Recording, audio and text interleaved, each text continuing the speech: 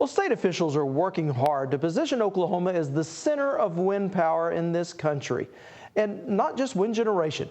State leaders believe Oklahoma can lead the way in both research and the production of wind generating equipment, which is why an Oklahoma delegation traveled across the Atlantic to the largest wind expo in Europe.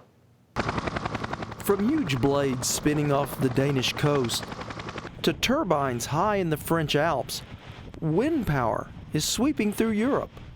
Arthos Zervos is president of Europe's Wind Energy Association.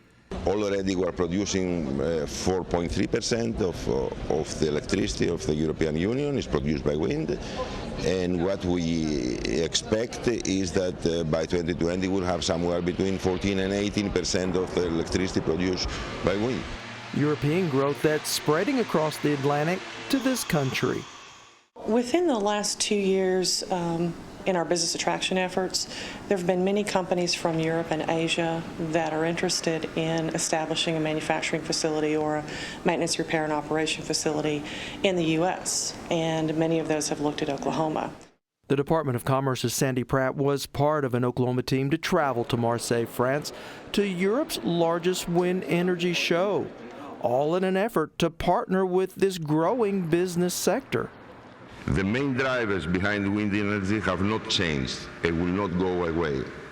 Electricity cost stability, emission reductions, air quality, energy security, and economic development.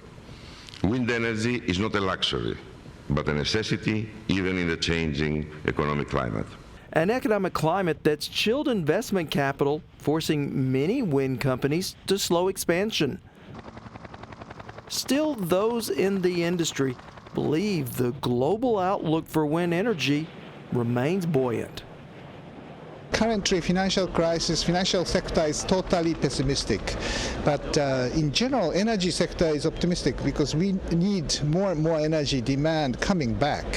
And especially this renewable energy, including wind, the industry is very optimistic. And optimism, Oklahoma's Sandy Pratt says, is being fueled by investment from the federal stimulus package into our country's alternative energy sector.